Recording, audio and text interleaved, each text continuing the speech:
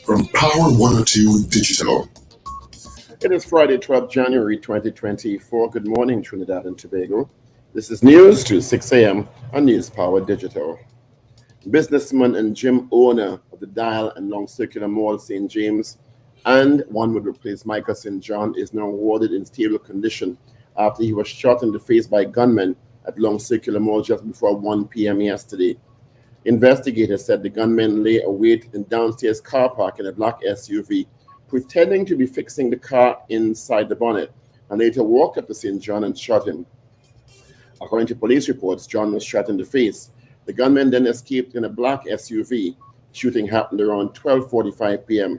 Several videos of the assailants waiting in the mall car park and one actually capturing the shooting and the bloodied St. John began circulating on social media. Police say they're reviewing CCTV footage from the mall at this time. John was taken to the St. James Medical Complex to be treated. A prison officer has been murdered. Acting Commissioner of Prisons Deo Prasad Ramutar last evening confirmed one of his officers had been killed during a gun attack in Arima. Police said Kendall Smith, who was assigned to the maximum security prison in Aruka, and another person were liming at a house in Samaru Village, Arima, at around 6 p.m. when a white Nissan AD wagon stopped in front of the house. Two occupants armed with firearms got out of the vehicle and opened fire on them. The gunmen then returned to the vehicle and escaped. Both victims were taken to the Arima hospital by residents from the community, where Smith was subsequently declared dead. The other victim was said to be nursing gunshot wounds to his leg. A motive is yet to be established for the shooting. Investigations are continuing. A 48-year-old soldier attached to the Trinidad Tobago Regiment appeared before Master Casabon at the Port of Spain Magistrates Court yesterday, Thursday, after he was charged with 2 counts of murder. Tesson Bradshaw of Mandalay Gardens, Arima, was arrested on Tuesday, the 2nd of January 2024, after the Homicide Bureau of Investigation Region 1 conducted investigations into the circumstances surrounding a double murder which took place on Tuesday, 2nd January 2024 in Point Cumana, West Trinidad.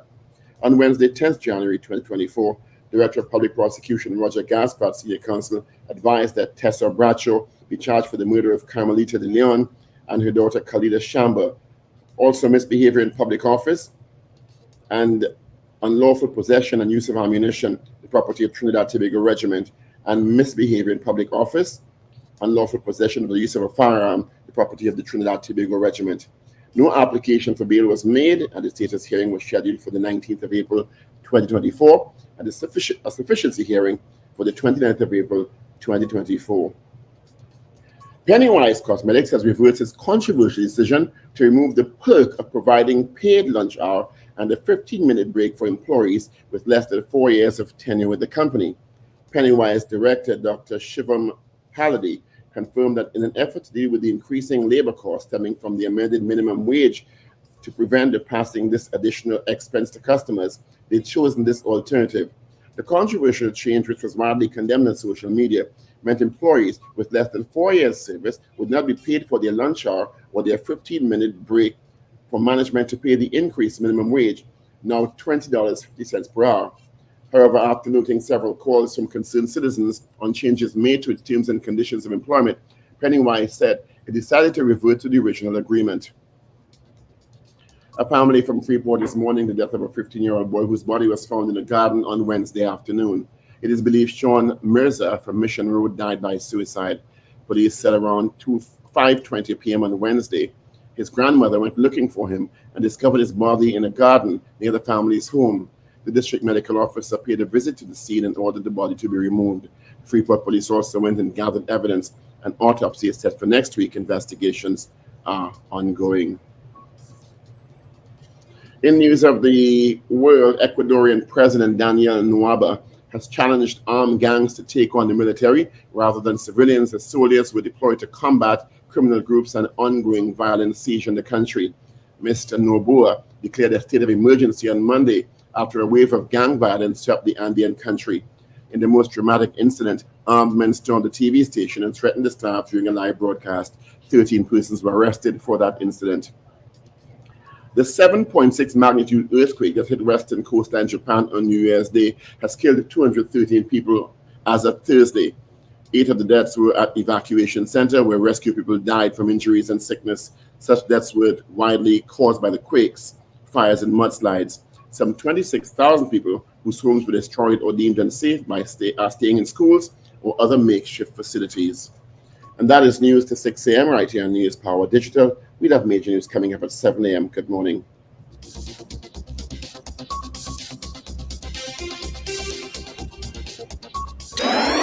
Up to date and credible. Power 102 Digital.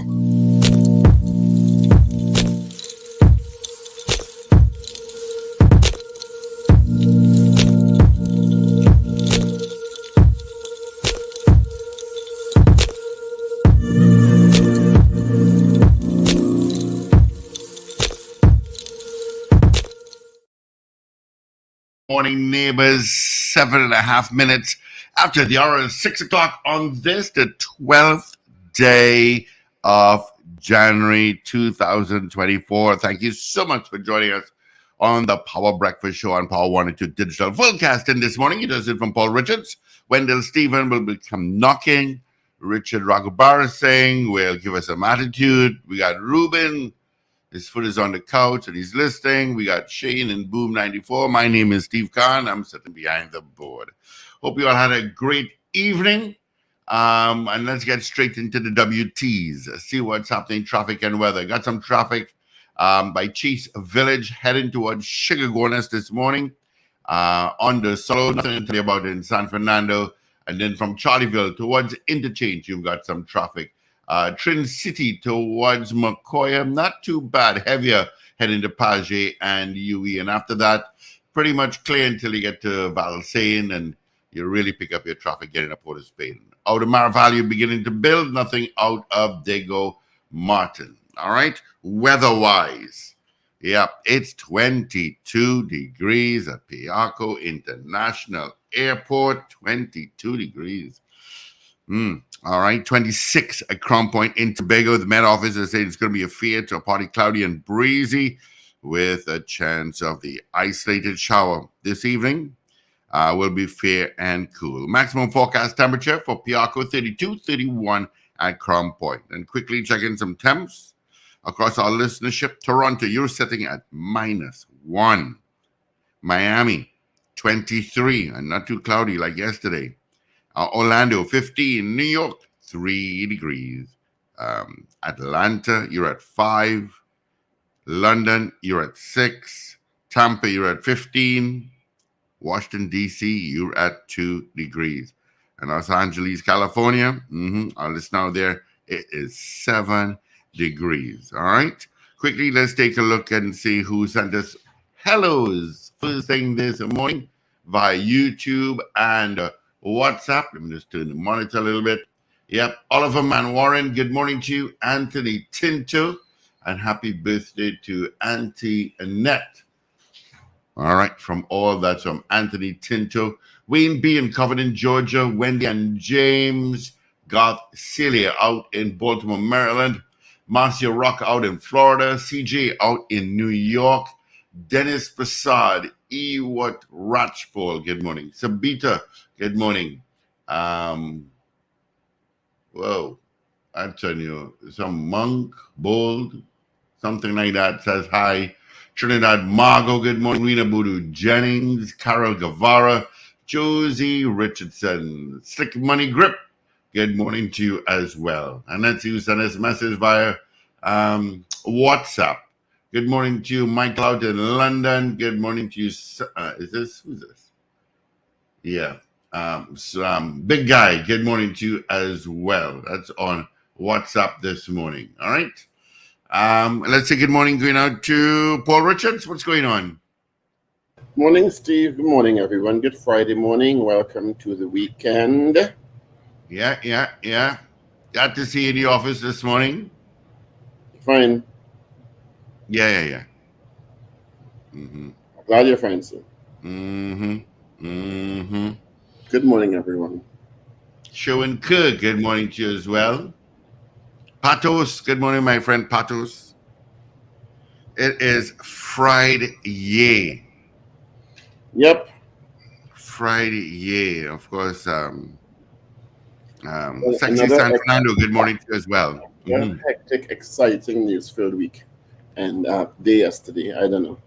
Yeah, tell me a time that we just not. I don't know. You know. I don't know. Good morning, Wendell, Stephen. Hi. Oh, am I on already? Good morning. Good morning, No. Steve. Good morning, Paul. Good morning. That's what the girls is asking. You on already? Well, it's either or in. Anyway. I didn't say that. I said, are you on? Are you on? Well, it could be, am I in the show too? So the girls ask you that? Sometimes. Really? Yeah. Isn't that problematic? No. People's happiness. No. Stealth. It's called stealth. Stealth? Or you want stealth in the circumstances like that? Yeah. That's another word for that, you know. I'm your time. Let's start over. Good morning. Anyway, good morning. Good morning, Paul. Good morning, Steve. Good morning, Richard. Good morning, Trinidad and Tobago. He says stealth. He says stealth, you know. Yeah. Sometimes it requires stealth, you know. No, it doesn't. Oh boy. It doesn't require stealth at all. Morning, Charmin. Stealth might imply non-consensual. No. I've never heard the word no.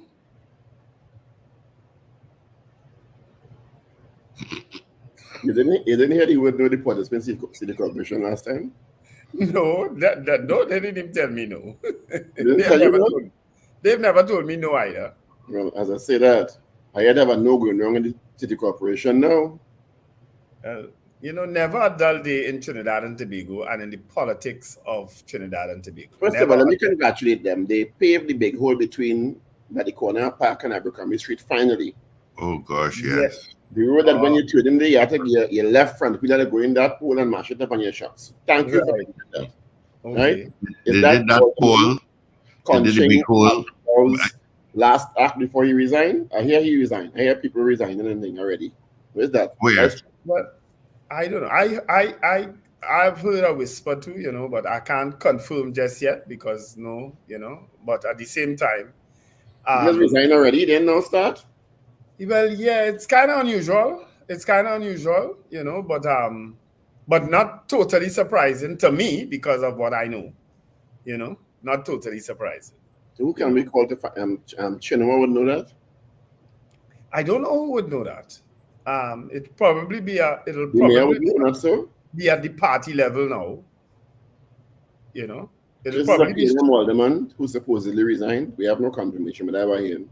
No, we have no confirmation. But people resigning already. I'm sure the news will break eventually if it's true. Yeah. Let's send condolences to Norvan Fullerton's family. Oh yes, I was listening to another show yesterday, and the person didn't want to say who it was, but the person did say someone in the artistic world, the cultural world, associated with Best Village. 70 years, and he's been about 60, 70 years in arts and culture. Yeah. What was Norvan's age though? He had to be in his 70s or early 80s, right? Yeah. You know what I remember Norvan especially for? When I was chairman of Downtown Carnival, he came and assisted us by putting on a show for Juve morning because the complaint was that Juve was dying, especially downtown, and no one was coming to watch the mass and whatnot. Although that wasn't entirely true, right? But there were lulls downtown that we needed to fill, and Norvan was the one who came and put together a show downtown, under Mayor Timke, because apparently they had a close relationship, and yeah, it was great. It helped rebuild the interest in Downtown Carnival, in Juve in particular, in those years, because when I went in as chairman, it was under Mayor Timke, and that's when the rebuilding started for Downtown Carnival, and we have been successful thus far. Well, he, I guess, would have been one of the main architects alongside Joe New Williams for Best Village. Yeah. I saw Mrs. Yule Williams post on her Facebook page because they He were. would have alongside her with Best Village for decades. Yeah. He was. So, Was he the founder of Zimalic Performers? I think he may have been one of the founders. Yeah. He was. I mean, well known in artistic and cultural circles, sat on many boards for culture and arts, and really made a great contribution to Best Village and other forms of expression in arts and culture in Trinidad and Tobago. He received, I think, with silver or something like that. You've never heard anything controversial surrounding Norvan Fullerton over the years. No. For all the years he has done what he has done. Maybe he should have trained you. I'm not a cultural person, I just happen to be chairman. But you're a controversial person. Because of my management skills. This is why they put me there, I had nothing to do with my That's what you call it, management skills? Yeah. I think I manage people. I'm good at managing people and making money. Let's just put it this way. Not all people.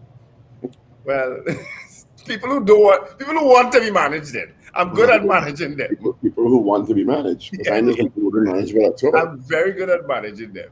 As a matter of fact, they managed you. Oh yes, for sure.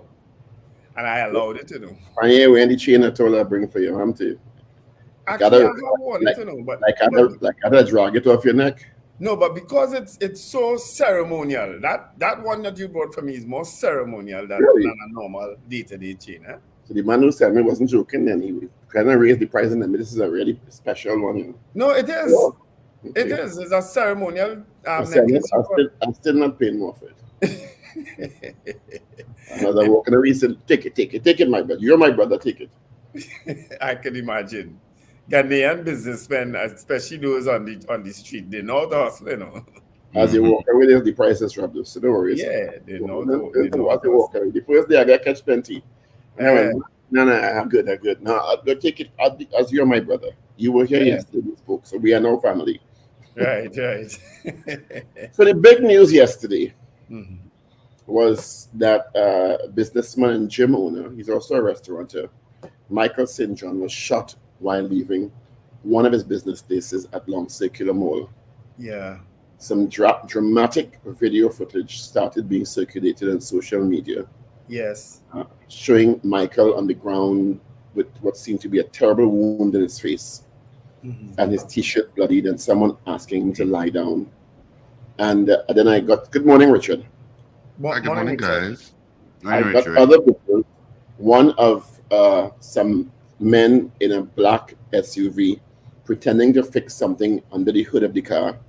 And then as St. John and his colleague were walking out, jumped in the car and jumped out and fired shots at him. And the other one showing Michael St. John running, and then I guess it went out of frame at that point. And then the videos are him on the ground and bloodied, and people calling for him to lie down, and someone sounding very frank, as you would imagine under those circumstances, and he complying and lying down because he seemed to be losing some blood, from what looked like a terrible wound to his face. But he survived and is stable at hospital. So that was and of course the subsequent. This is not the first attempt on his life. I kind of doubted though from the image that was Michael St. John, because I don't know him to be so fair-skinned. It looked like a red man, and Michael is I don't know him to be so fair. That's just probably the light in the camera at the time. It could be. But it was Michael, because I know Michael, and then of course the misinformation circulation started. After that, I saw that. Allegations right, left, and center, which I will not comment on. Yeah. And but I'll tell you something though, but that part of the mall, that's the part of the mall that I park, and most times that I go there. That is the western part that goes in by the restaurant side. That's the part I park on too. Yeah, by Western Union there. By Western Union, walking by Western Union. I never park there. That's right. Because it's somebody coming out usually, and you always get a spot there. That's why I go there. Somebody's always coming in and going out there quickly. Yeah. It's the spot one where most of the mall owners, the shop owners down in that corner park, Yeah. and Yeah. also the delivery area. So you're always getting a vehicle in and out. Yeah. You know? Yeah. I always find it too cluttered and too chaotic and too much bad parking. So It is replete with bad parking, yes. a lot of bad parking there. And a So, lot of yeah. navigation will come out of the two bays of civilian or commercial parking, yes. And then it's coming out all the time, yeah. Yeah. But But it was really a harrowing set of videos to look at. But you know what I can't understand though? And this I taking over Richard role here now. The barracks is literally a stone's throw away. The Camp Ogden is a stone's throw away. The police have a unit right across the road, that building, on the address street and opposite the mall entrance. Right opposite the mall, you're right. As a matter of fact, a lot of the police officers park in the mall who work there. They park in the mall car park. They're right opposite. To get out of that space where those people were, it takes some getting out, because if you know it, you have to come out. It's a narrow area, right? You have to now come across the front of the mall and exit the mall. All of this happened again without any hindrance. And then when you come out onto is that Patna Street? Patna. Right. You have to turn left, right, or go straight. Go straight. Yeah. Wherever you're going, you're meeting traffic. You're meeting traffic, and you're probably meeting police. Yeah, you're meeting traffic at some point. Whether you go left, probably the area would be with the least amount of traffic would be left and left again, as if you're heading up to Long Circular, Gede. Yeah. That would probably be the least amount of traffic. And it just comes back to that whole situation yesterday. Just reminds me that I don't think that the authorities and policymakers in Trinidad and Tobago are really serious about crime. I come back to my point that unless you have air support, you're spinning top in mud. I'm confused as to why you both are surprised.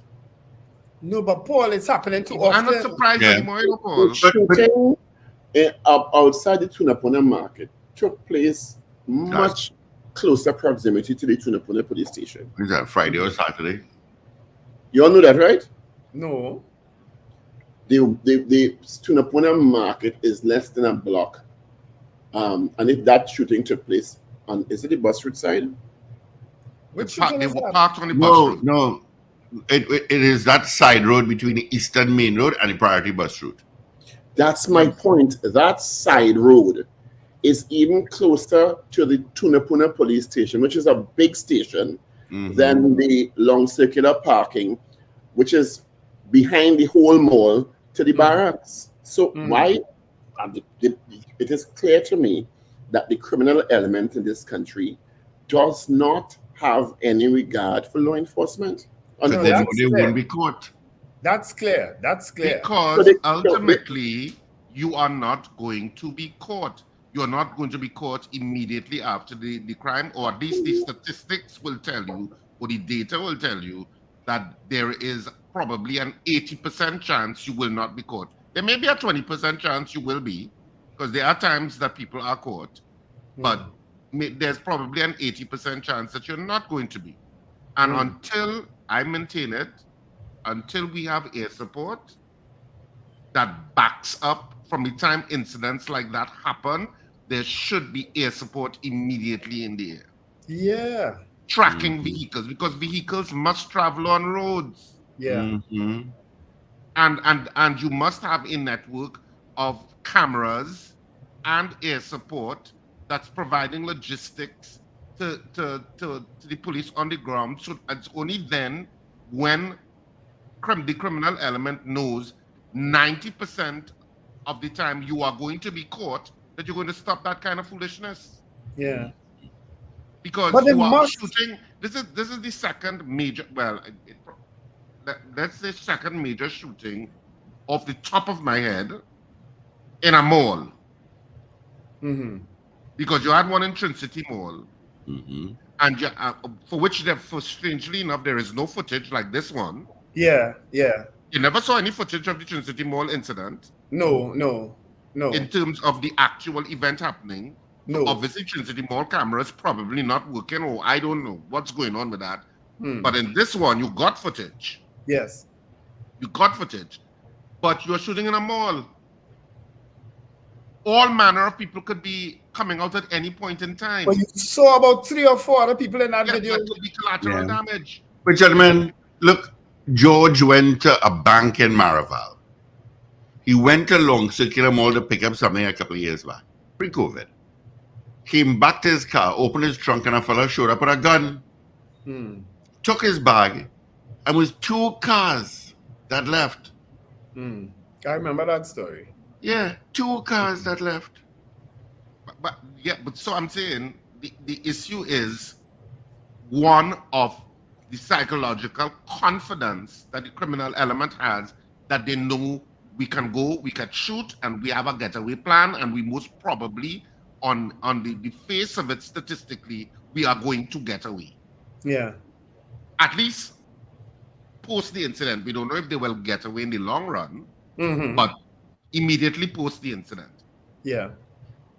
Which comes back to the point when I said the longer that police take to respond to a criminal offense occurring, like when that person called with the robbery and they were waiting 2 hours, you contribute to crime. Yeah.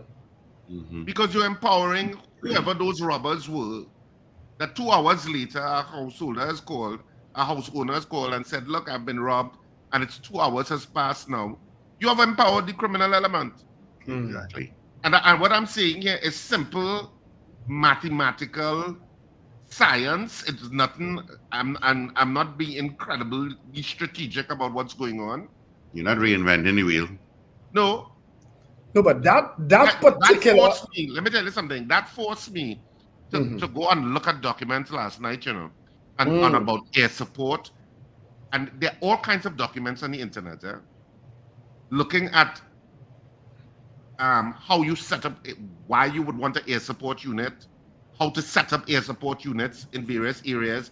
There's a whole document done by the United States about gang intelligence units and gang task force. How to set them up. What are the matrix points you're looking at? How to do it? How do you manage? How you evaluate? There are documents on that, that I was reading last night. Oh, God, and I'm like, obviously, the policymakers must have read these documents. Yeah. The people in the TTPS must have read these documents. The people in National Security Council must have read these documents, because you're not reinventing the wheel. But Richard, I keep saying, so all of us have a phone in our hands. Why we can't send out a message? Look out for, you see missing people. Woman gets abducted. Look out for this car. Look for the license plate. They have to go from point A to point B. Yeah. Once they verify and send it out. There is no energy. There is no will. In my mind, be in terms of fighting this issue of crime. And when it comes to air support, I remember we had an air support unit, and I think Dr. Rowley stopped it because they said it was too expensive. Yeah, the helicopter. Find a way to get air support that's less expensive, but it's a cost we must bear. Yeah. But they just write off because there is an additional cost that comes up to the country economically when you don't. Yeah.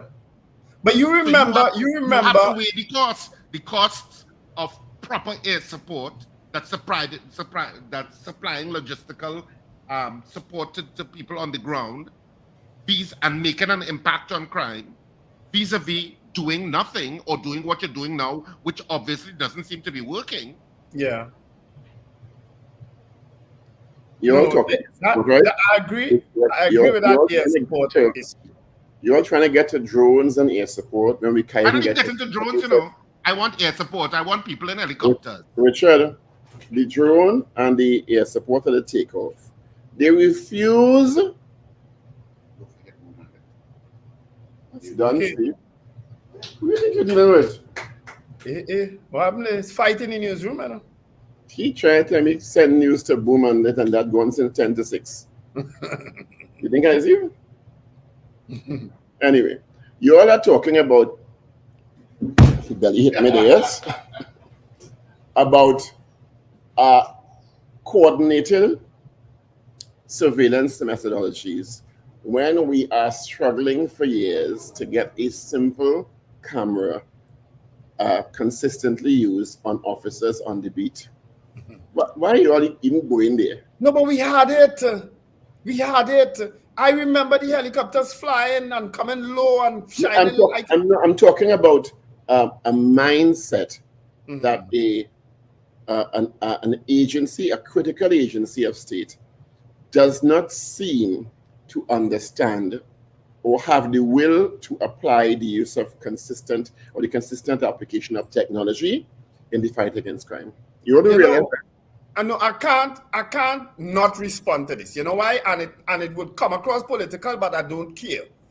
Prior to 2010, we had a lot of these things in place. We had the blimp, we had the sky towers. Some people will say, Dr. Rowley, stop the helicopter. No, let me finish now. Let me finish. Become very political across the board. Let me finish. We had all these things in place under Patrick Manning and Martin Joseph. We had them. We had the helicopters. We had the blimp. We had the skywatch towers because they were placed in the malls, mostly to monitor the car parks and so. We had all those things. We had a change in government and a change in policy. A government who said at the time that the fight was not on land, it was at sea. Okay? And we had a lot of those things disbanded, stopped, whatever. To Dr. Rowley's chagrin, he has not replaced a lot of those things. He has not put them back in place. And I agree they should be put back in place, which is why we're having this discussion. So yes, we stopped it in 2010 and we have not put it back in place. And if we don't put it back in place, we're going to be talking this crap, this drivel, because that's what it's come across to some people. Oh God, them again talking that. It'll come across as drivel. We're going to be talking it every morning on this radio. Because if anybody knows Long Circular Mall and knows where this shooting took place and knows the building directly opposite the exit to the mall, it is a police intelligence building where a lot of police officers are. It is replete with cameras. If you turn left, you're going towards the barracks. If you turn right, you're going towards True St. James and police. Replete with cameras. And all we have had so far is the footage from the mall camera that ain't even zeroing on the number plate. So we don't even know what is the number of that vehicle. They say that false number plate, but we don't know that for sure, right? We don't even know what type of vehicle it is yet. No description, nothing come out. Almost 24 hours later, nothing on the shooting. And of course, no statement from the Commissioner of Police or leadership saying, well, we are seeking the public's assistance in identifying this vehicle and these people with a snapshot if they could get a face, because I'm sure the vehicle would have passed through other areas of the mall. Technology. Yeah. Technology. And you know what? Instead we do it, spreading a set of stupid WhatsApp messages with conspiracy theories and linking politicians to this one and all of a sudden we start to victim shame the person like his life don't matter. You understand? That's what we start to do after. We are spreading the information that will lead to the capture of these potential killers, you know, because them come to kill. A shot to the face is to kill you, you know. A shot to the head is to kill you, you know. You understand? We ain't concerned with that. We concerned with spreading all kind of stupidness after. Trinidad time. The other big news, of course, Mina is saying Beyond the Tape showed the number plate. All right, I didn't see that. The police have confirmed that it is not illegal to film officers. But we know that. But we got the official statement from Police Service Media Ambassador, ASP Acting Rajesh Lal, who said it is not against the law for civilians to record police officers while they execute their duties, contrary to what he named and the lawyer on Beyond the Tape. I don't know. All you just suffer all yourself on after. No, I don't. But the issue is that the police can't have their representative on television saying one thing and the main police saying something else. And this is not the first time it's happened. Because that represents. And they wonder why the public confused about the messaging. Really? Okay. Let me tell you something. I have had two actual incidents, me personally, with police, with taking out camera. One right in front Power 102 a morning when they come to wreck Sonny Bling. And Sonny Bling run outside and I come out behind him and I filming. And a policeman telling me I can't film. I say, what? I say, you know, there's a media house out. You know, there's a media house here. And like they're unaware of the role of the media. Yeah. I say, you can't tell me I can't film with my own phone. And then another time, right in front of me driveway on the Western Main Road, police park up their Jeep to go somewhere, must be there by the Lotto booth or by the Chinese food, and telling me I can't film. Then the policeman walking in my yard to take me my phone. I said, brother man, you going mad or what? I said, if you take this phone, watch up in the air. I said, that camera's filming. Without a warrant. Huh? Yeah.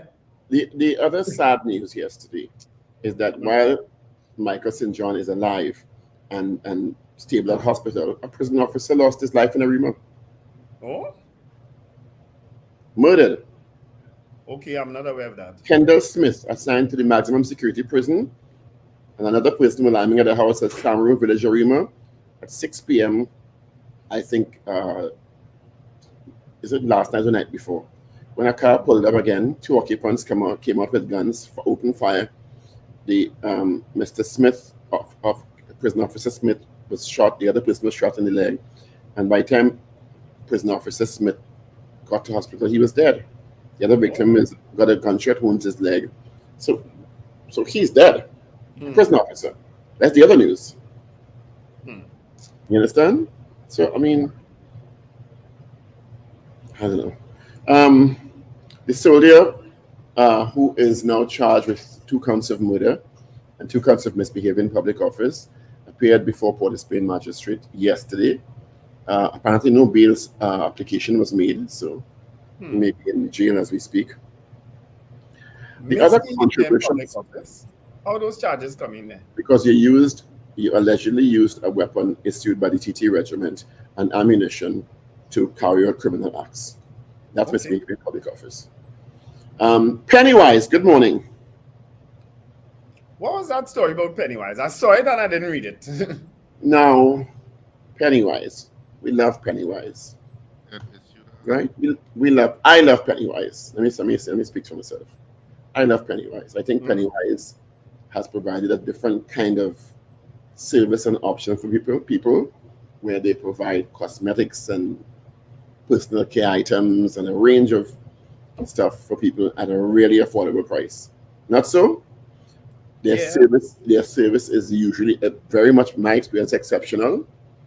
Their facilities are top notch, and they've done very, very well. And then they make this decision to say anyone who working under 4 years, you're not getting paid for your lunch hour on your 15-minute break. And then they put out a paltry excuse that is to compensate for the increase in minimum wage by $3. Oh gosh. So that they don't have to pass on the increased cost to their customers. I mean, so because you're going to lunch, you ain't getting paid for lunch. How is that IR productive? How that was going to work out? How? Who advised you on that? Who advised you on that? There's no requirement in law to have paid lunch. No, I'm not saying there is. Apparently. But who advised you on that? Yeah, it's bad. It's bad from an IR point of view. Yeah. Because you were already giving it. Even though their explanation was that when people were given contracts, it was indicated to them that was a perk, that you're getting a paid lunch. Oh, so it's something they were cutting then? Yes. Oh. They was cutting for people who were working less than 4 years. They were removing that paid lunch. It was a poor decision.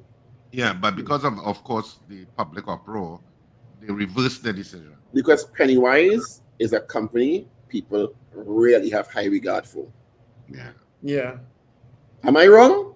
No, because a really high regard for. But to their credit, they saw the response and they reversed it almost immediately. Because the owner has been known for his generosity. Exactly. And that's why I said the public has very high regard for Pennywise. That's why I started by saying it's a company I like very much. You know, they are well known.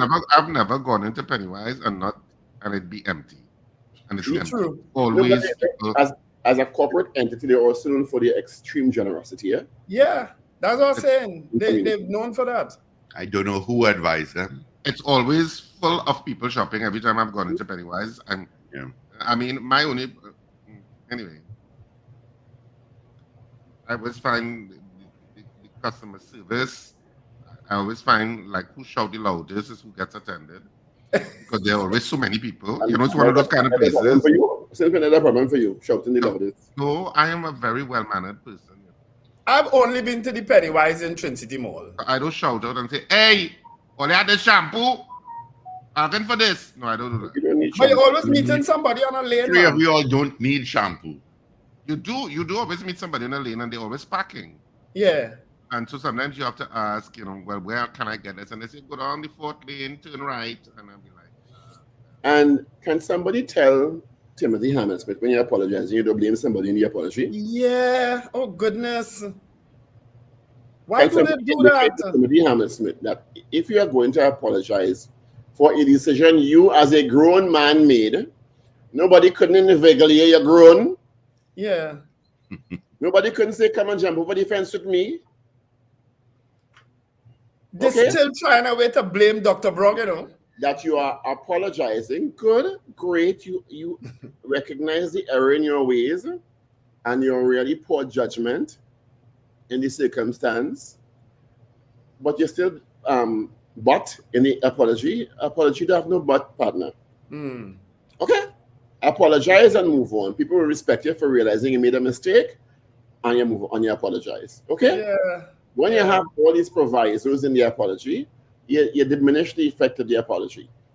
Well, my colleague was going, and well, we thought Dr. Brown would accede to a request on the site, so you just go to at that age, just go to a party and say, I could come in the party. And hope somebody let you in. Ready? Yeah. Come I on. saw it and I stooped too. The whole thing is about a sense of entitlement. Yep. I don't care what anyone tells me. Yep. I wanted to be inside with the big shot on them. And that entitlement worked to a certain extent, because it got him to park in a place where you're not supposed to park, and to climb over a railing you're not supposed to climb over. You understand? I'm sorry. Without any And I have hindrance. no problem and the stated intention when you all interviewed Mrs. Nunes to share it the other day was to pay respects to the Pandey family because they knew Mr. Pandey in different capacities. You could have gone to the show of peace where anybody could have gone in and walk up to Mrs. Uma Pandey and Makila and her sisters and say condolences, you know? Yeah. Which many, many hundreds of people did who did not get invites to Sapa Auditorium. Yeah. And I still question, they said they were going to drive into Sapa compound and go to the tents. You had to get a pass to drive into Sapa compound. So if you had no pass, how are you going to drive into Sapa compound? How? How? Anyway, let me wish Minister of Youth Development, Member of Parliament for Lahoketa Foster Cummins, happy birthday. His birthday is today. He actually invited me to his party, yes. So happy birthday, Foster Cummins. He's 51 years old today. Happy birthday. You know, and I hope to enjoy your party. And anyone else celebrating birthdays today, of course, or over this weekend, happy birthday. All right. Kimberly Small birthday was yesterday. I didn't know Foster Collins was 10 years older than me. I didn't even know he was as old as me.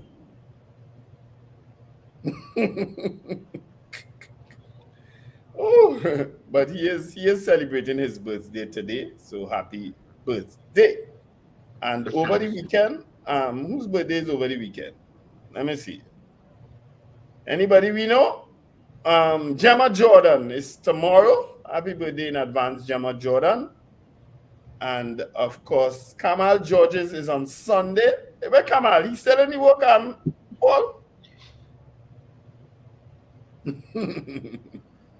And Dale Gulson is next week Monday. All right. Deborah Graves, happy birthday to you. Which walk you talking about? What I mean, which walk? It's too lucky, you know. Oh my goodness, y'all are being nasty. Why? You're being nasty. Apologize like Timothy Hamel-Smith. Apologize like Timothy Hamel-Smith for your bad behavior. Tomorrow is the birthday of Anita Haynes. It's too lucky. Happy birthday, Mrs. Well, she's not Haynes anymore. What is No, she? I don't know what it is. He had a full-time and a freelance work. Well, Kamal boy, well, you have good reason to celebrate this weekend. Deborah, you didn't tell me your son's birthday, but he's 41 years old today. Deborah Graves' son. Yeah. You have papers, Ragoobarsingh? Uh, But then go and find the guy. papers these days. I'm just, What you say? Sorry. Right, We let's need to walk out the road. 47 down the road and walk. on Friday, the 12th of January, 2024. Let's start with the Express Online. East Coast mud volcano erupts. The volcano Cascade trace off Manzanamara Road erupted on Thursday evening. A little mud volcano. Okay. Cultural legend Norvan Fullerton dies. Fish vendor forced to flee to UK. Soldier in court for double murder. Gym owner shot at mall car park.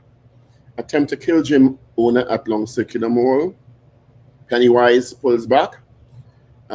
Dry season starts and Cal gets $205 million debt write-off. I have something I want to share with you later on also. I could probably pay for some helicopters. There are 1,500 Americans dying every week from COVID. Yeah. Yeah, that COVID, that variant is spreading. 100 a week Some damage. and rising. Yes. Take note. I noticed that. Richard? Richard, something is wrong with your microphone this morning. What?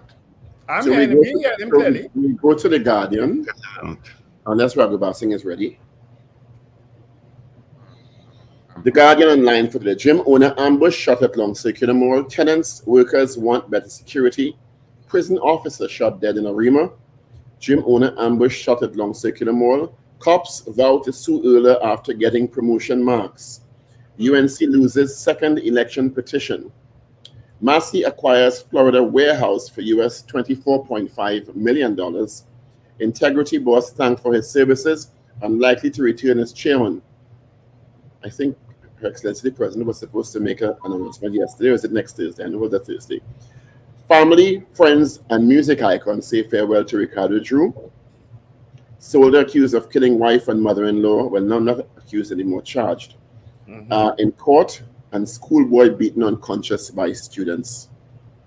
So those are the trending stories in your Express and Guardian. Let's move to the Newsday now. For today, the 12th of January. Scrap iron dealers to government deal with choking bureaucracy. Pennywise Limited reverses unpaid lunch hour decision.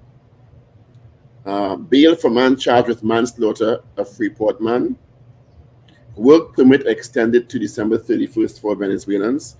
Solely in court for murders of ex-wife and mother-in-law. TTMA hopes ferry will connect islands. Integrity Commission takes legal action against 18 people in public life. UNC loses local government election high court petition. Lengua seat still in a stalemate. And businessman shot at Long Circular Mall car park. So these are trending stories in your three major dailies for today, Friday, the 12th day of January, 2024. So if they lose the petition, how is it still in a stalemate? Yeah, I didn't read him out. Okay. All right. Well, gentlemen, before we get into this morning's poll, let's give you the results from our poll yesterday. Do you think the initial 6 month of training is adequate for members of the Trinidad and Tobago Police Service? That was our poll yesterday. I'll give you results right after this. The journey begins Saturday, 20th January. Chutney Soca Monarchs semifinals. 30 artists battle for a place of the grand final of CSM. The 2024 Chutney Soca Monarchs semifinals. The Rig, Gulfview, La Romaine. Absolutely free to the public. Message 789-3874 or email southexevents@gmail.com. CSM 2024, sponsored by National Carnival Commission, B-Mobile, Harrier Suites, Media Partners, Boom Champions, Lit 102.3, Power 102, IETV, Social Media Partners, Masala Entertainment, and West Indian Chutney Music. All right. Do you think the initial 6 months of training is adequate for members of the TTPS? The results are in. 89% said no. No. In our act, okay, all right. I wasn't there for that poll. Oh, so Terrence Brown is saying there was a tie in lengua. So okay, all right, understood now. All right. Good morning to Carl M. Jack Schumer Wilson. Is that my Shumi Shum? Yeah, Shumi. It's Shumi Shum. Morning, Shumi Shum. There's a good one here. Paula Richards. Good morning to you, Paula Richards. That's not the first time that person has messaged. No, see that. Randy Kelly, Mogain, Yolanda, Marcia Rock, Brenda Isaac, CPT Singh, Lester Craigwell, Trinidad Boston. Good morning to you as well. Rena Boodoo Jennings, Clifton Simpson, Nemesis, Ray out in West Palm Beach, Florida, Terrence Brown. Good morning to you all. Dan Ranch. And Sherwin Kerr's birthday is Sunday. Sherwin Kerr is our regular messenger to us, to a regular listener. He is celebrating his birthday on Sunday. What is today's date? Is it the 11th? The 12th. The 12th, okay. Yeah, today's the birthday of my very good friend, Donna Hanuman. She's like a sister. All right, let's get into this morning's poll. You all have one? Are you ready now? Yeah? You sure you're ready? Lots of attitude this Ready? morning. Yeah, Friday you morning. really try to do that before. Warm. I just Yeah, said they're Paul both. Richards. Look at the You attitude sure? you get. Okay. Paul Richards, you get up. Steve, I went Hillview. You're among the Paula Richards right here. You need to tell Richard that a little more. Okay? Anyway, Anyway, my suggestion for the question is based on the meeting held with the Minister of National Security and the Minister of Culture and the Arts and the police and carnival stakeholders. Are you confident that the TTPS will ensure a safe Carnival 2024? All right, we can go with that. And Michael Sherry just logged in. Who we're going to be talking to in a while. Who's that? Michael. This guy. This Oh, Academy Award. The movie This star. Academy Award nominated actor. Let me just tell you all, we jump-started his career when we put him on as Santa Claus. And after that, he just boomed huge, big. But even Michael is confused. Yeah, he looks so. Trying to remember that. No matter call in and said, I want you to play Santa Claus, you went, ho, ho, ho. Even though we have the poll to do, right? Yeah. Oh, you're ready for the poll now? You ready? You sure? I'm looking kind of dark. I might get some light. Yeah, You got some light by the time. All right. So our morning poll, while Paul decides to type it up. Are you confident the Trinidad and Tobago Police Service can guarantee a safe Carnival 2024? Is that okay for you guys? That's fine, boss. All right. Let's see. I got Richard, the boss say something and you ain't answer. What is that? You answer. Sunny San Fernando says Supposed to yes. answer, so that's fine, boss. Yeah. Sunny San Fernando says yes. Dan Rad says no. Of course, this weekend is school's panorama prelims. Sure, I mentioned that. Oh, already? Yeah. This carnival is coming and going fast, you know. Well, 1 month. Today's the 12th, you know. Carnival is Monday. Last week is a blur. In 3 weeks, it'll be done. Yeah. All right. Let's. Jaron says not confident. Slick Money Grip says yes to the poll. Rena Booty Jennings says yes. Donna Leeling says no. Frank Clark out in Barbados. Good morning to you. Faria, good morning to you. Faraya. Faraya, sorry.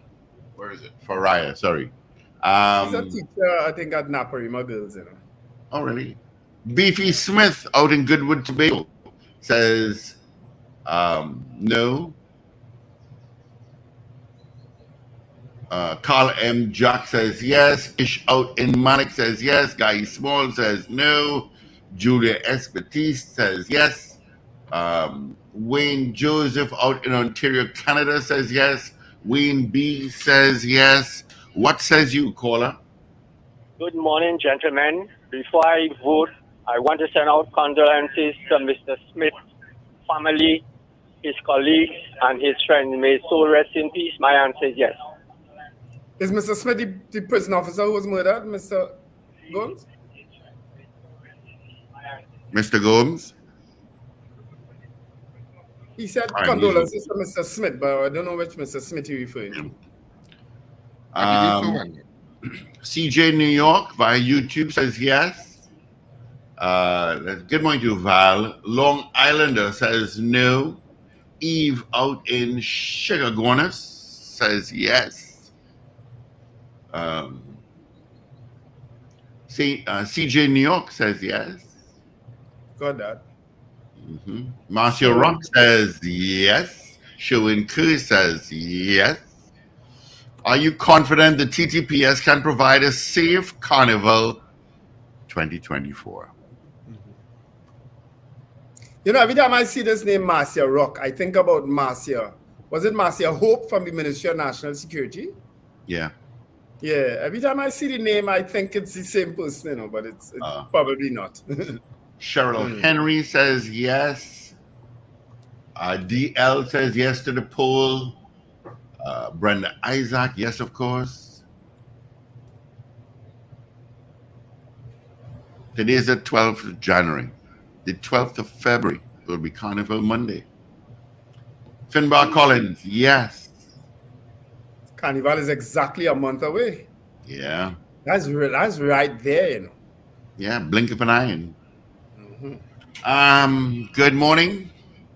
Good morning, gentlemen. Morning, sleepyhead. Yes. All righty, thank you. Trinidad, yeah. That is she ain't here. I told her what happened then. Trinidad in Boston says yes. I told her no last night. She was not. I had a headache. So I was in the mood. CPT Singh says very safe. She wasn't looking up to scratch. I thought she bought them coolers and she had. Unappealing. People still use coolers. Dina. Oh God. And bloomers. No, but ask that. If she's used bloomers too. Just trying to rile up Zena. So I want to go out in the front yard with the bloomers saying just riling up Zena. all the dog in the body sit at back loud.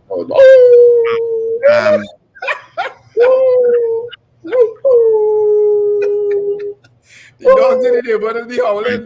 Grab this call. Good morning. Good morning, Mr. Wendell Stevens. Yes, it is Officer Smith that was murdered in Arima. Okay, thanks for clearing that up, Mr. Gomes. All right, thanks. Lester Craig will say yes, the police, TTPS is excellent at 48 hours policing. Well, we really have had relatively very safe carnivals over the last 10 or more years. We have had relatively safe carnivals. In this Ministry of Social Development.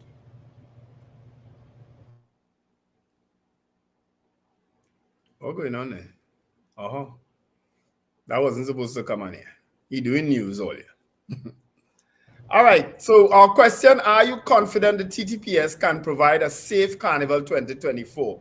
Yesterday I was on a Zoom meeting, a prayer meeting actually, where it was being said that a lot of people are canceling some events because of the fear of crime and so on. And ticket sales. Yeah, because of poor ticket sales and so on too, you know. But you know, it's one of the times of the year a lot of people use it to free up and so on, you know. So a lot of tourists are coming in still. Important for artists and cultural Yeah. It's For also the time of vendors, the year that people don't have money coming from Christmas yeah. to January. Hmm. January is always notoriously a hard month Hmm. for businesses generally. Which is why they have all these carnival loans and so on that banks give. And financial institutions give a lot of loans this month, Carnival packages like 15 to 25,000. When Carnival is very early, people generally don't have time to recover to patronize the event. It's a trend we've seen for many years. Yeah. When Carnival is in early March, people have the end of January salary to participate in a lot of Carnival events. Yeah. But because Carnival is the 12th and 13th of February, it's very difficult. And then the most pretensive spending day ever is Ash Wednesday. The day that people spend the most. Also, is Valentine's Day. Really? And we can spend quite a lot because Theatre Back is back on, and we're calling it Trinidad and Tobago Carnival Comedy Week that begins on Ash Wednesday with Nikki Crosby on Wednesday, Thursday, and Friday with Still Hot AF, the Carnival Love Edition, and of course Bacchanal Bubble on Friday and Bacchanal Bubble and Bad Behavior on the Saturday and Sunday. So it's Trinidad and Tobago Carnival Week just after Ash Wednesday. I think it's being already advertised in Brooklyn, Queens, and up the islands. All right, let's get into our 7 o'clock news. Starts right now. This is your news bulletin from Power 102 Digital. It is Friday, January 12th, 2024. This is major news to 7 a.m. First, the headlines. A prison officer is shot dead in Arima.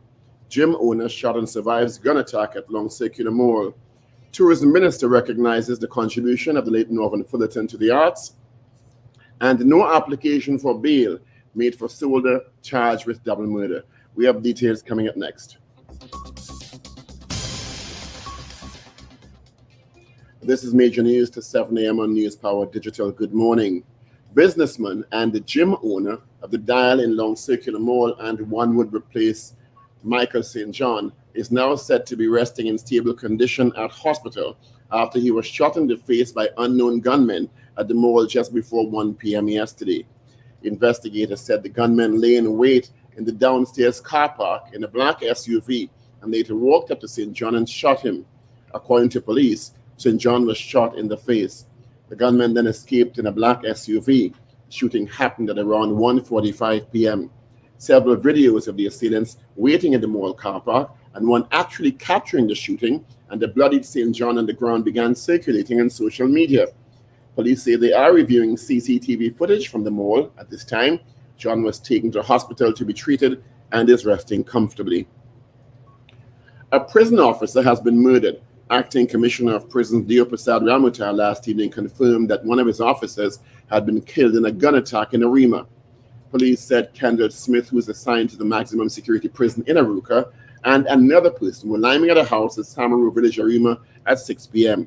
when a white Nissan 80 wagon stopped in front. Two occupants armed with firearms got out of the vehicle and opened fire on them. The gunmen then returned to the car and escaped. Both victims were taken to the Arima hospital by residents from the community, where Smith was subsequently declared dead. The other victim was said to be nursing gunshot wounds to the leg. A motive is yet to be established for the shooting. Investigations are continuing. The 48-year-old soldier attached to the Trinidad and Tobago Regiment appeared before Master Casabon at the Port of Spain Magistrates Court yesterday, Thursday, after he was charged with 2 counts of murder. Tesson Bradshaw of Mandalay Gardens, Arima, was arrested on Tuesday, the 2nd of January, 2024, after the HBI Region 1 office conducted investigations into circumstances surrounding a double murder which took place on Tuesday, 2nd January, 2024 in Point Cumana. On Wednesday, January 10th, 2024, Director of Public Prosecution Roger Gaspard, Senior Counsel, advised that Tesson Bradshaw be charged for the murder of Carmelita de Leon and Kalina Shamda, his ex-wife, also charged with misbehavior in public office with unlawfully possession and use of firearms, the property of the Trinidad and Tobago Regiment, and misbehavior in public office with the unlawful possession and the use of a firearm, the property of the Trinidad and Tobago Regiment. No application for bail was made, and the status hearing scheduled for 19th April 2024 and a sufficiency hearing for the 29th of April 2024. Pennywise Cosmetics has reversed its decision to remove the perk of providing paid lunch hours and a 15-minute break for employees with less than 4 years tenure. Pennywise Director Dr. Shivam Paladi confirmed that in an effort to deal with the increasing labor costs stemming from the amendment to the Minimum Wage Act and to prevent the passing of this additional expense to customers, they'd chosen this alternative. The controversial change, which was widely condemned on social media, meant employees with less than 4 years tenure would not be paid for their lunch hour or 15-minute break for management to pay the increased minimum wage of now $20.50 per hour. However, following several calls from concerned citizens on changes made to terms and contracts of employment, Pennywise decided to revert to the original agreement. It added, "We wish to advise our valuable employees and the concerned public we have decided to revert to the original terms and conditions as applicable." A family of Freeport is mourning the death of a 15-year-old boy whose body was found in a garden on Wednesday afternoon. It is believed Sean Mizra from Mission Road died by suicide. Police reports around 5:20 p.m. on Wednesday, his grandmother went looking for the boy and discovered his body in a garden near the family's home. The district medical officer paid a visit to the scene and ordered the body to be removed. Freeport police also paid a visit and gathered evidence. An autopsy is set for next week. The Ministry of Social Development and Family Services is awaiting data from the Central Statistical Office to assess whether an increase in fuel prices would point the need for an increase in grants it currently offers. Deputy Permanent Secretary at the Ministry of Social Development and Family Services, Wendy Guy, said this input from the CSO is critical to determine the way forward on the subject. She was speaking at a meeting of the Public Administration and Appropriations Committee held Thursday to discuss the effect of rising fuel prices on the transport sector, retail sector, energy sector, and households. We believe at the ministry that the poor and indigent have been impacted just as other citizens by the fuel cost increase. However, in order for the ministry to increase these prices, we need inputs from outside of our space to do so. Presently, there is some work that is being done by CSO. The ministry offers a range of grants for vulnerable groups. It was revealed information collected from the CSO will serve as a platform to determine how the ministry proceeds in this area. We are hoping to get some of that information that would allow us to look carefully at what the poverty line is. That would allow the ministry to take the necessary steps to go forward in making recommendations for increasing, if that is the case, the grants that we have at the ministry. We are presently providing at the ministry. A profound love for the creative and performing arts is one of the attributes Minister of Tourism gave to the late cultural ambassador and stalwart Norvan Fullerton. It said he immersed himself in the sector as a performer, producer, director, stage manager, playwright, and more. In 1979, he formed the Malik Folk Performing Company, which has dominated the Prime Minister's Best Village Trophy competition for 13 years and counting, has toured extensively representing Trinidad and Tobago at various cultural festivals internationally. He served as chairman of the National Drama Association of Trinidad and Tobago, member of the board of Queen Soul, a member of the National Academy for the Performing Arts Management Committee, program manager for the Prime Minister's Best Village Trophy competition for several years, and a member of the Sports and Culture Fund during his tenure within the sector. He's also produced and directed works for various cultural stage agencies, including the NCC, the Trinidad Tobago Unified Calypsonians Organization, TUCO, the National Carnival Bands Association, Pan-Trinbago, the National Downtown Carnival Committee, and the Tobago Heritage Festival. Fullerton's meritorious contributions to community service and culture in TNT were recognized nationally in 2003 when he was awarded the Chiconia Medal Silver. In news of the region, Ecuadorian President Daniel Noboa has challenged armed gangs to take on the military rather than civilians as soldiers were deployed to combat criminal groups and rising violence in the country. Mr. Noboa declared a state of emergency on Monday after a wave of gang violence swept through the Andean country. In the most dramatic incident, armed men stormed the TV station and threatened the staff during a live broadcast. Authorities arrested 13 persons for that incident. And finally, the 7.6 magnitude earthquake that hit western coastline Japan on New Year's Day has killed 213 people as of Thursday. 8 of the deaths were at evacuation centers, where rescued people died from injuries and illness. Such deaths weren't directly caused by the quakes, fires, and mudslides. Some 26,000 people whose homes were destroyed or deemed unsafe are staying at schools and other makeshift facilities. To end our 7 a.m. newscast, here are the headlines once again. A prison officer is shot dead in Arima.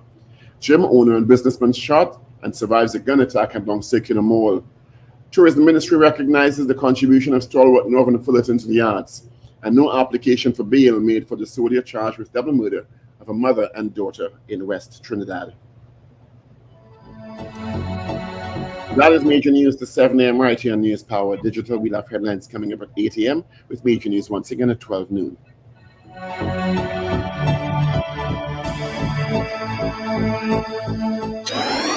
Up to date and credible. Power 102 Digital. All right. Thank you so much, Paul, for our major news. You can join him again come 8 o'clock for our news brief. Quickly taking a look what's happening weather-wise. It is 22 degrees at Piarco and 25 at Crown Point. Partly cloudy to cloudy and breezy with showers, some of which may be heavy. All right. Theater, partly cloudy and breezy with the chance of the isolated shower. All right. That's your weather forecast. Quickly, let's get into a traffic update and give you the results of our morning poll. And then we'll have our guest online. Traffic-wise, it is heavy. I got one accident to tell you about. It's northbound Solomon Hochoi Highway in vicinity of Chase Village. All right. That is where your accident is this morning. It's just before Brentwood, if you want to know exactly where it is. So that's creating some traffic from just after Coover towards Sugar Gorners. That main road is heavy. San Fernando, nothing really to tell you about. Pretty much from Monroe Road, you're going to get traffic on the Solos ahead. Northbound and into Port of Spain, you'll get the traffic. Piarco towards Huey, Curep to Port of Spain. Eastern Main Road heavy from Arima Old Road. As you approach after McCoy, it gets lighter till you get to San Juan. Out of Maraval, out of Digo, heavy still. Going up the Young Road as well. All right. At your WTs, let's see the results of our morning poll. I don't know which was the last one I did. I did Trinidad, Boston. I did CPT saying Maraval on the road says no. Lester Craigwell says yes. Deborah says yes. Cheryl Henry. Well, Josie Richardson says no. Good morning to you. G. Butcher out in New Jersey. Good morning to you. Adrian says yes. Yeah, I got those. And Faraya, Miss Hayatali says Naparima Girls High School celebrates 113 years in existence today. Wow. So happy anniversary to Naparima Girls High School. Yeah, one of the best paintings I have in my house is actually from a 13-year-old student at Naparima Girls High School. I went to the school to do something. I can't remember what it was years ago. And I saw that painting and I said I wanted it. And I got the opportunity to come back and purchase it. And I did. There you go. Yeah. Let me say a special good morning to Mr. Amjad Ali, owner of Furniture Plus. He always morning, Amjad. Every single morning. So good morning, Amjad. He hooked me up to a Netflix movie there. So yeah. Watch it, You are what you eat. Mm-hmm. Beauty Culture says no. So I think that's the end of our poll in there. Yeah. All right. Pretty so much. Question is, are you confident the TTPS can provide a safe Carnival 2024? We had 23 people saying yes, 10 saying no. 23 saying yes, 10 saying no. All right. Mm-hmm. And we have our guests waiting in the wait. I see them there. Well, a couch, a nice big fluffy looking couch there. But yeah, the landlady refurbished the place. Yeah. okay. Good morning to you, Michael. I love my landlady. Who is the landlady? The Academy of Motion Picture Sciences Oscar committee. There's the landlady. Not yet. Let's put you up on your nominated and thing. But it looks so. Those things don't look Well, like something. I'm yet to find out. You know. You'll find out soon enough. That couch don't look like something a landlady would fix. No. She didn't fix it. She just bought a new couch. Yeah. Good morning, Michael Perry. Good morning, gentlemen. Good morning, Dr. Richards. Good morning, Richard Ragoobarsingh. Good morning, Steve Khan. And the Emmy Award goes to... Well, actually, technically, it will be an Oscar. The Oscar goes to...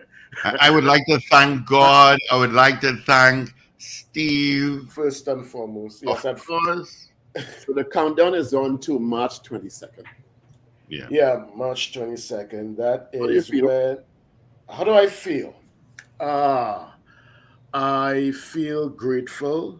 I feel really grateful for this opportunity. I mean, like Steve said, grateful to God and the gifts and the blessings and the opportunities.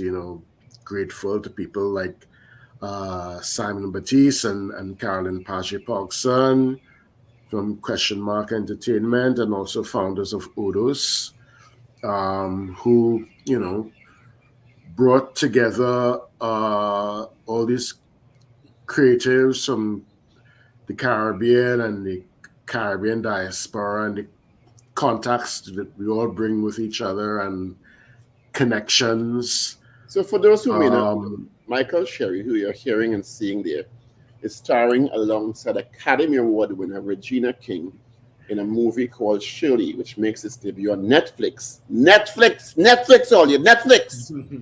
Millions of hope. On March 22nd, Netflix released the trailer for the movie on January 9th, earlier this week. Michael is portraying King's husband, Conrad O. Quislam, that's how it's pronounced? Conrad O. Chisholm. Chisholm, okay. All yeah, right. So yeah. And Regina King stars as Shirley Chisholm. It is Shirley Chisholm. Chisholm, sorry. Yeah. The film is about a pioneering Black woman who is the first to run to get the nomination for the presidency in the U.S. She's also groundbreaking in many other ways. But of course, we're focusing on Michael's acquisition of this role and his Netflix debut, should I say? Yeah, Netflix debut, Hollywood debut. It's astounding. Yeah, it is. So you're playing her husband? Yeah, I play her first husband. Who is of West Indian descent? Yes, he's of West Indian descent. That's the body role. Jamaican. I mean, Conrad Chisholm was an actual person, as Shirley was. I mean, it's a historical biopic. And the story centers pretty much about when she first was elected to Congress. She was the first African-American woman to be elected to Congress. This was in 1968. And she decided to put her hat in the ring for the presidential elections in 1972. She put her hat in to run on the Democratic ticket. If you had seen the film as well, not wanting to,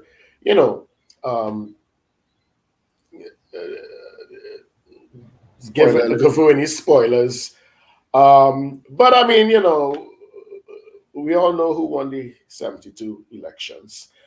if you read the history, your American history. And yeah, Conrad was Shirley's first husband, and I mean the role is really interesting because usually in politics, it's kind of like the woman behind the man who is the man is going up for the elections, whatever. But it's the other way around. It's a husband supporting his wife, who is the the forerunner, the front runner. Going up for this. Michael, you said just now Conrad is Shirley's first husband. You said it twice actually, and it didn't escape me. Does that indicate that she had a second husband? Yeah, she had a second husband. She was married twice. Okay. Second husband was Arthur Hardwick. Okay. All right. And Arthur was actually one of the people who was working on the campaign as well too. So is he featured in the film also? Yes, he's featured in the film. Oh. He's played by Terrence Howard. Oh, okay. Yeah. That'd be interesting. Yeah. So I get bowled out by Terrence, which I mean, I could think of worse people to be bowled out by.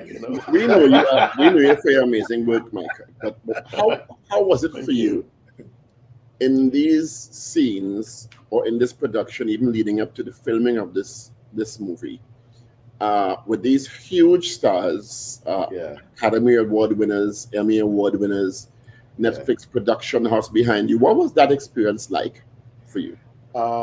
An experience like no other. I mean, it was the most professional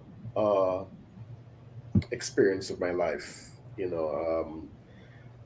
Hollywood is a whole different level of operations, of expectations, of pace, and obviously of financial support.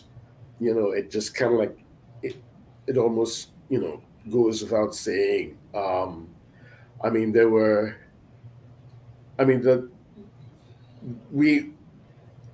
We shot it, and then we shot the film, and then about almost a year later we had to do reshoots.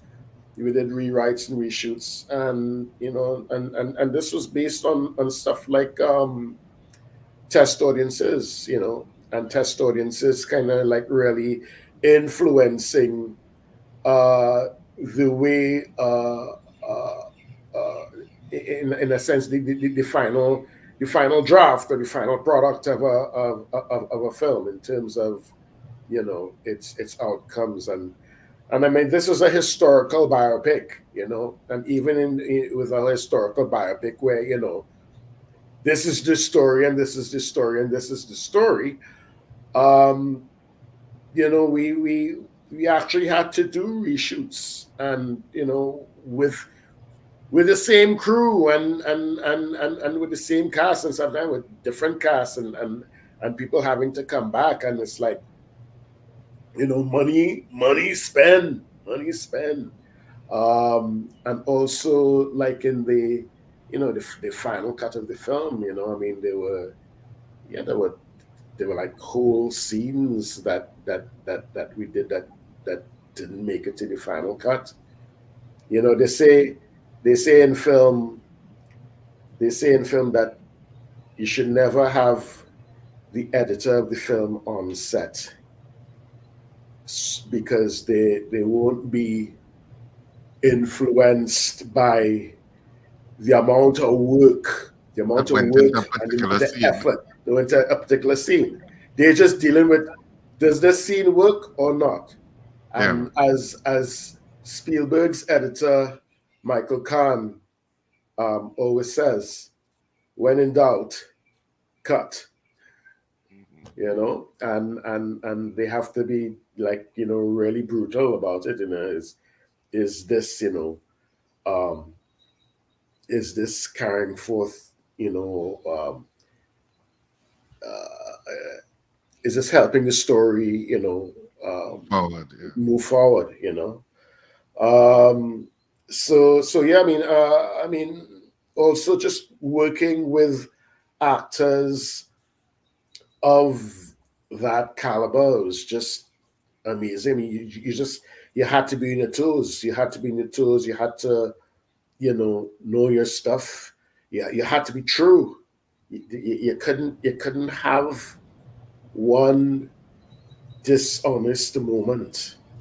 What do you discover most about yourself from working alongside actors at that level? Because I mean, I have no doubt that you're equal to or as capable as they are, but certainly coming from a small Trinidad Republic and seeing them on the big screen and the small screen for so many years, and now finding yourself in a position of this gift, working alongside them with this huge production support.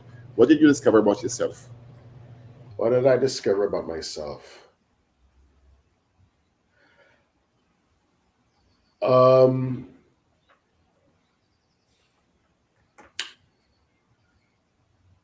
I discovered two things. No matter what, you really have to have a belief, you know, in your core, a belief in your center, in your spine, that you can do it. No matter how high or how daunting the task, it is possible. You can do it. One, and two, no matter how much you prepare, you know what I mean? And this goes for stage and film. This goes for, you know, stage and screen as an actor. As an actor, and I guess as an artist, no matter how much you prepare, anything can happen. And you just have to be ready. You just have to be true in the moment. I mean, yes, you have things, you know, planned and so on, and I mean, it's an acting lesson, but in a sense, it's a life lesson too. That, you know, you have certain things in place. Okay, you have your lines of blocking, whatever, you know, and something just happened that you didn't plan for, and you just have to respond honestly and truthfully in the moment, and that it, that is where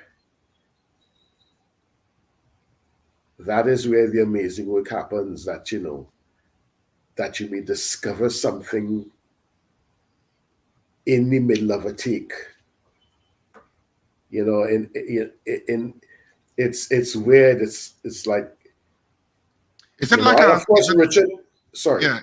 It's like an organic response that you didn't expect that you would respond in that way, but the character, but you're so imbued in the character that the character is really responding.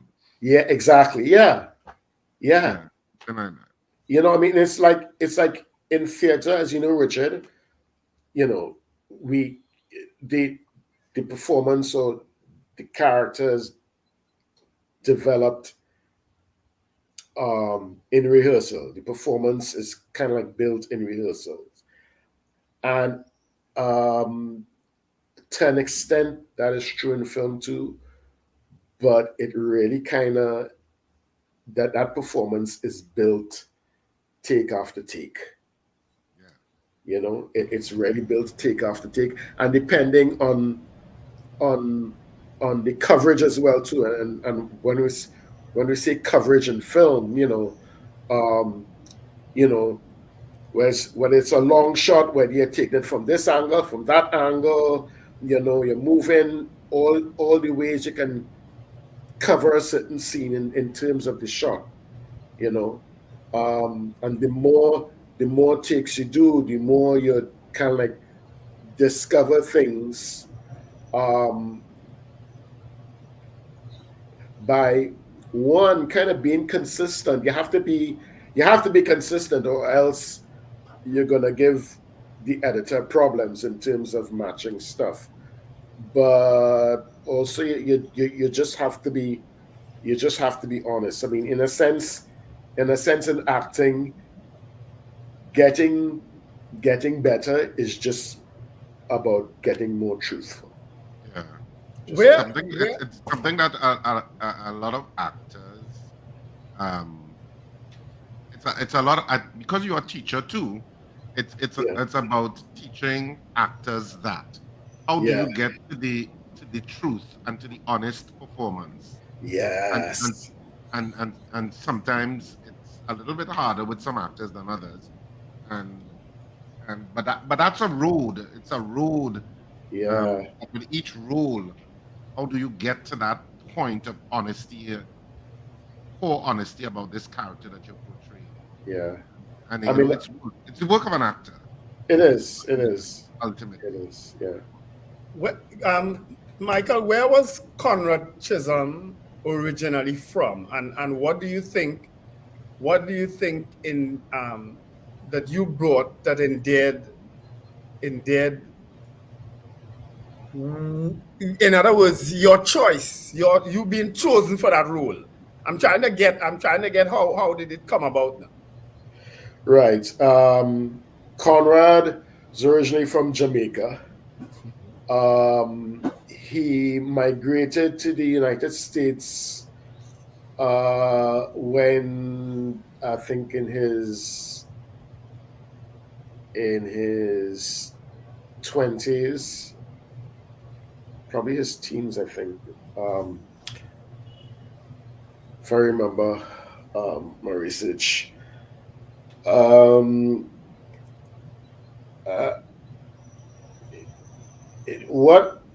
What I think, or what was my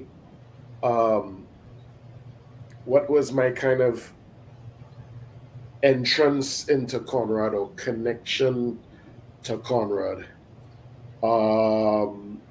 was, you know, that as a young man, I coming from the Caribbean, you know, spent time in the United States, you know, and there's a documentary on Shirley Chisholm. You all should take a look at. It's produced by New York Illustrated, and if you listen to him, he actually sounds quite Trini. He sounds almost like, you know, them old time schoolmasters, or those old time broadcasters, and kind of Winston Maynard types kind of thing. Very, very measured tone and everything. And I remember kind of like being at theater school in the States. I did theater school in the States. And, you know, I remember one of the things fellow students was telling me is like, you know, oh my God, you speak so fast. It's like one word into the other kind of thing, and in a sense, kind of having to code shift my sound to just for them to understand what, you know, I'm saying, you know, slow it down or whatever kind of thing. So in a sense, you know, the Caribbean person in the American space, or whatever foreign space, and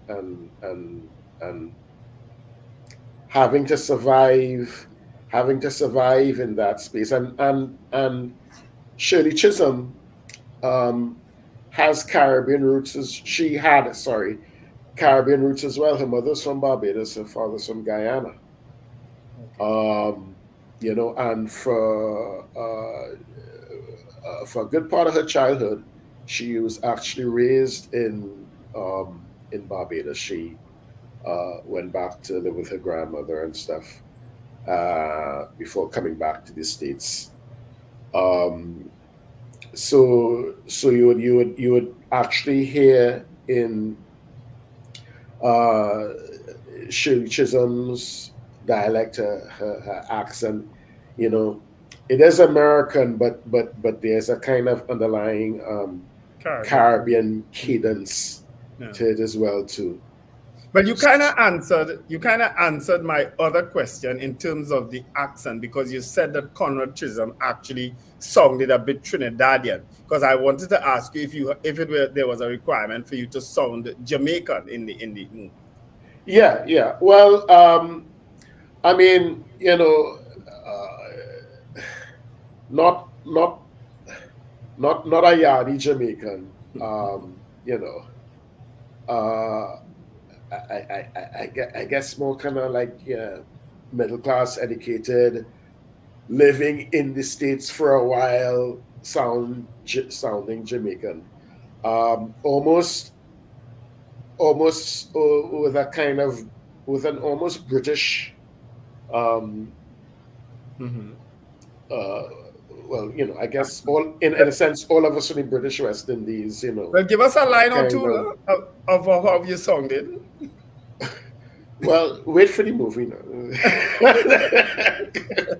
but Michael, without us realizing it, we from the Caribbean don't sound American. So by pure dint of that, you would not sound like Terrence and Regina, because you are from the Caribbean. So we might not realize it, but you don't sound American. So on American audiences, that would hit them in a different way as somebody not American. So you don't have to necessarily put on a full Jamaican accent, but by just the way you are socialized, they will realize this person is of Caribbean descent because of your cadence and stuff like that. Right. Yes. Exactly.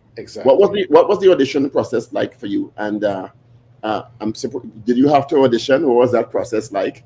And yes, I had to audition. So Simon, who happens to be friends with the casting director, Kim Hardin, Kim sent him this script and said, you know, I need to find a Caribbean actor to play this part. Do you know of anyone? And so by that time, Simon had founded Odos, and he sent the sides to myself, Kevin Brooks,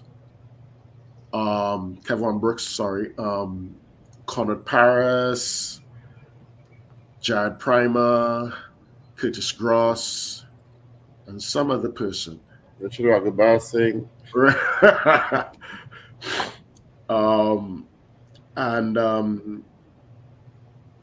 He and we so we all got the part. We all actually kind of worked on it together. We kind of like, you know, coached each other through, you know, and this is at Simon's request, you know. Samara Lalu as well too helped out, you know, in terms of you know, a kind of collective coaching, and we submitted video auditions because it was during COVID, and actually I think, you know, that is still the standard to submit your stuff through video. And I heard you know, like almost a couple of weeks passed, I heard nothing. So I thought, okay, well, you know, this is how these things go sometimes. You just don't get. And then Simon told me I got a call back. And the callback was a Zoom callback with the casting director. the writer-director John Ridley, Academy Award winner John Ridley, he won the Academy Award for adapting 12 Years a Slave. And Regina herself. I did the callback. We did it at Marcus Lee Fuchs Studios in Maraval, and next thing I knew, I was offered the part. Yeah, but then there's actually at that level there are like two levels of casting approval. There is the director. Of course, the director is the person who casts the actor. I mean, yeah, you have your casting director, but the director is the person who has final casting say for everything.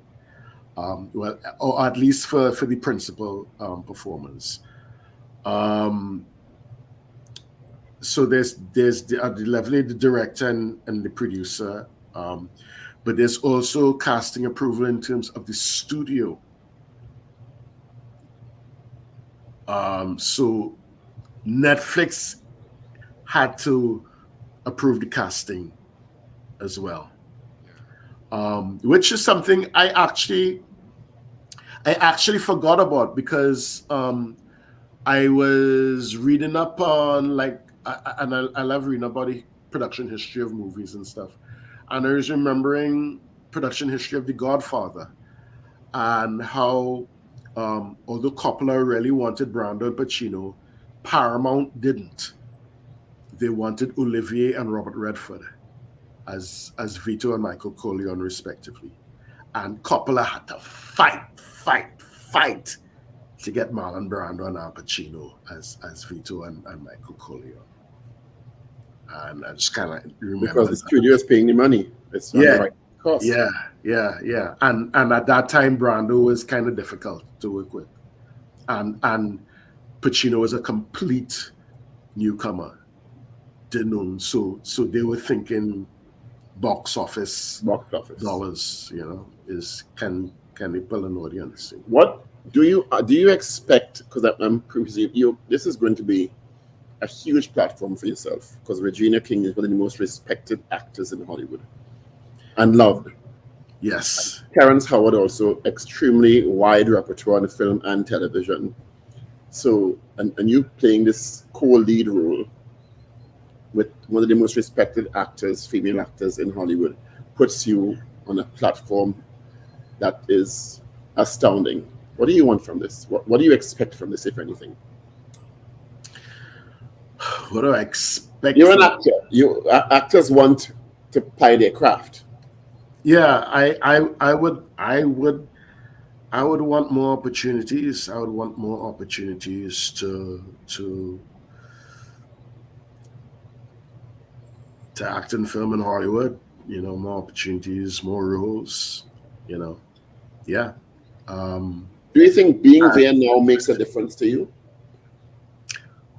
Well, I'm not there now. I'm in Trinidad at the moment. No, I mean being in the space very often. Oh, yeah. Mm-hmm. Yeah.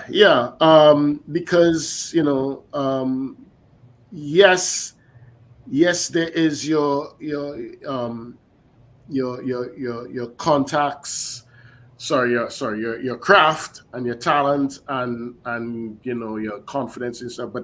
But there a big part of your career is connections. Especially in in show business, theater, film. It is connections. It is networking. It is who knows you and who knows your work and who can vouch for your work. And in media and government, networking. Do you have media tours coming in? Sorry?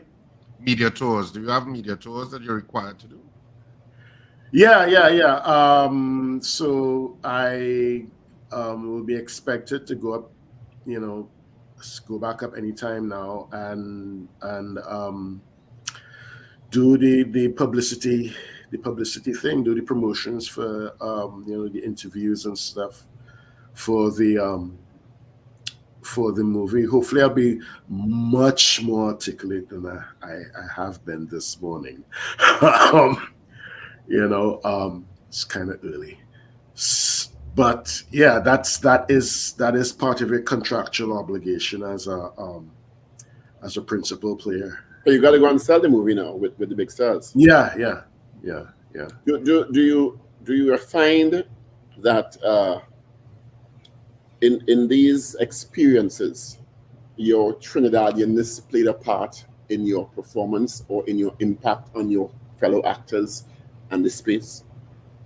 Yeah, I think so. I think authenticity is a huge part of your delight that you are in the world. You're being your authentic self. It sets you apart from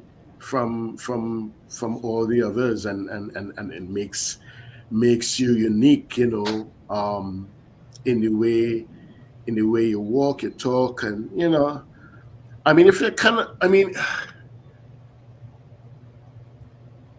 if you look like, say, for example, an actor like Sidney Poitier, you kind of saw that. Not just he spoke differently from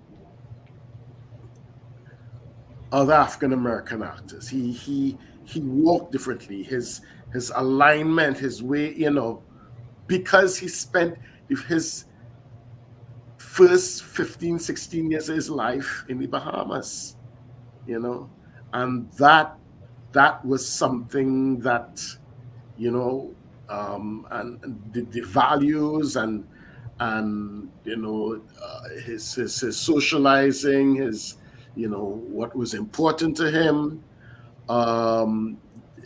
all came from those formative years in Bahamas, and that shone through in his work. Is this movie targeting a Black American audience because it's about a Black civil rights icon, so to speak? I'd say this movie, it's targeting a Black American, but I think it's also, I think ultimately it's targeting people who believe in possibility, people who believe in the fight to the end. And that's the thing about Shirley Chisholm. Shirley Chisholm, pardon my French, DGAF. She really had that conviction, had that balls to really fight that fight to the end, and she opened doors. There wouldn't be Kamala Harris, there wouldn't be Hillary Clinton, there wouldn't be Geraldine Ferraro, there wouldn't be Alexandria Ocasio-Cortez, if there wasn't, Shirley Chisholm. She really opened doors and was a catalyst for change, and anyone who wants to be a catalyst for change, especially, I think this movie be especially important for young Black girls. For young Black girls to, Rich is an actor. Their magic. Is there an aspect of the character you play that resonated with you? Sometimes I hear actors say they hold on to some aspect of the character or personality that they can walk through as similar to their own lives and work from that in terms of bringing the character to life. Mm-hmm. There's some similarity you see or you saw?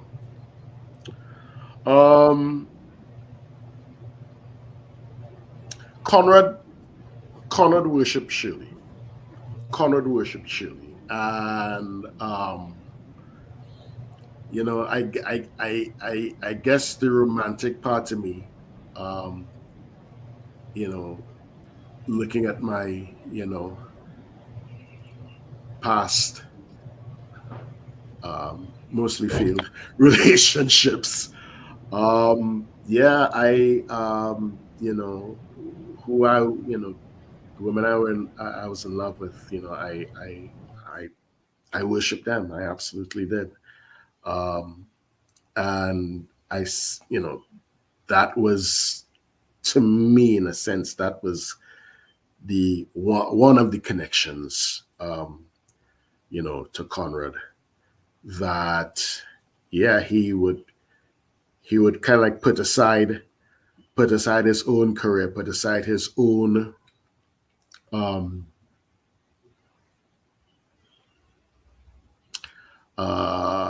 his own ambitions for this woman, which in a sense is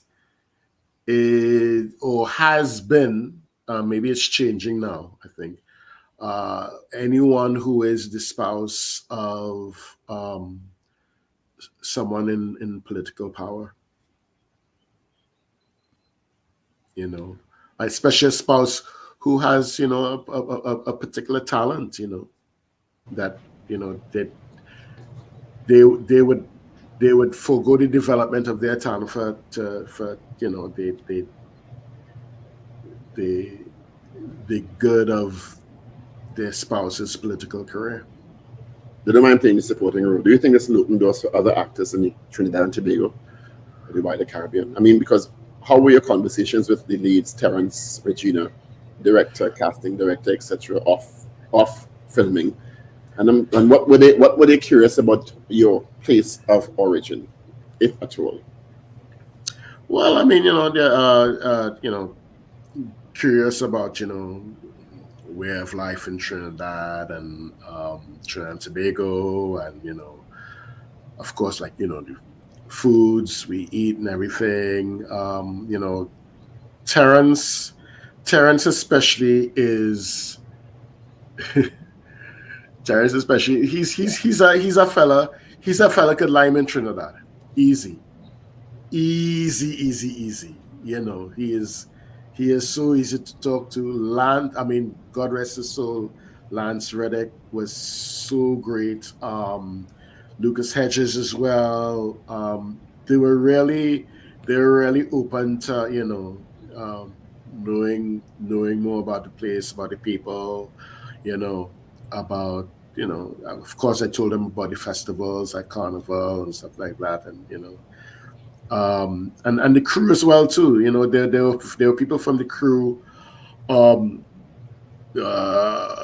of the props people was from Trinidad. One of the producers is Trinidadian. One of the, I think the, yeah, hair wigs and hair, from Guyana. So, you know, it was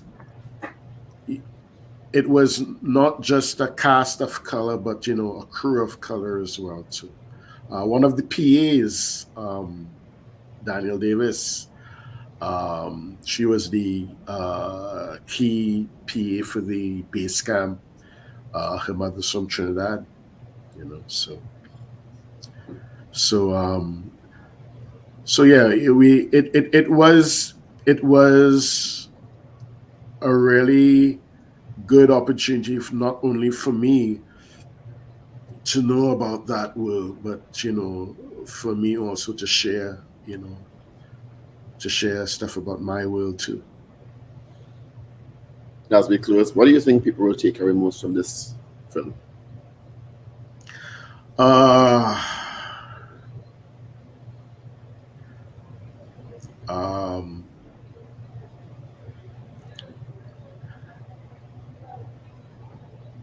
I think people will take away an important story of an important piece of history about not giving up the fight. Not giving up the fight. Because Shirley Chisholm had so many challenges, so many obstacles, and she just went in with guns blazing. And I guess belief in self. Yeah, belief in self. You know, she was a school teacher from Brooklyn. She's a school teacher from Brooklyn. You know, Conrad was an investigator for one of the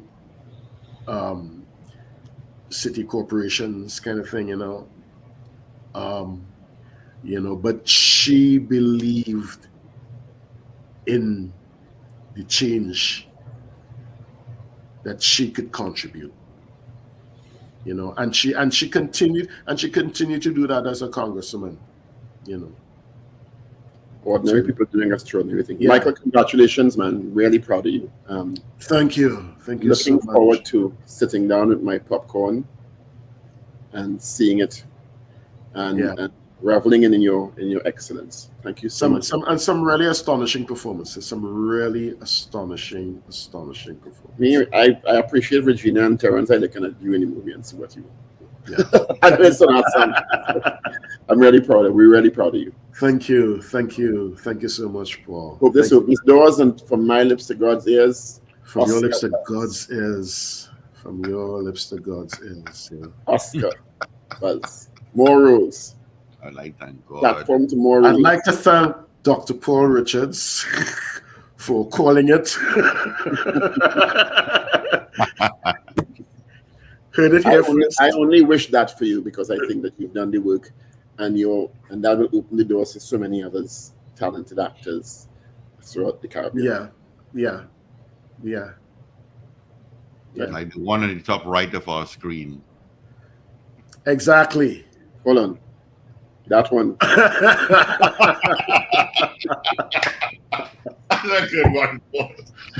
Michael, have a great day weekend. Richard is our best on stage right now, and an amazing writer as well too. Yeah.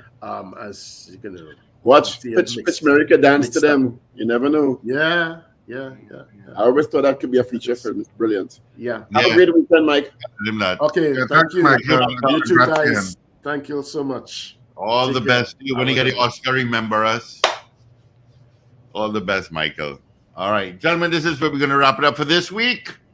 Absolutely. It's Friday, so the weekend has begun, people. It has begun, so put a smile on your face wherever you are. And, of course, as you go into the weekend, enjoy it, whatever you do, whether you're partying, Carnival fetes, or mass again this weekend. So whatever you do, be safe out there. And, of course, remember to enjoy yourself and enjoy life. Smile. Be careful as you go. Enjoy life and smile. And do something kind for somebody this weekend. Steve, I'll get you a salad. Was that Paul? You'll get me a salad. I'll do something kind for you. I had that for dinner last night. That sounds treacherous. Have a great weekend, guys. And I love a salad, you know. I love a salad. Why does it have plenty tomatoes in it?